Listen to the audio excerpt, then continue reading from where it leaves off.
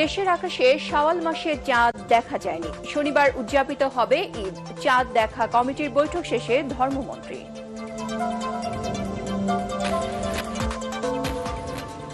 Launch terminal ও সড়কে গ্রামমুখী মানুষের ঢল, টিকিট সংকট ও বাড়তি ভাড়া আদায়ের অভিযোগ বাস যাত্রীদের।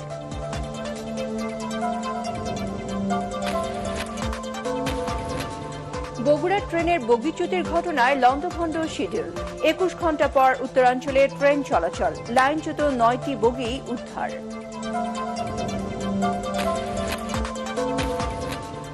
মধ্যপ্রাচ্য সংকটে শ্রমবাজার ও প্রবাসী আয় নিয়ে অনিশ্চয়তা, নতুন বাজার খোঁজার পরামর্শ বিশ্লেষকদের।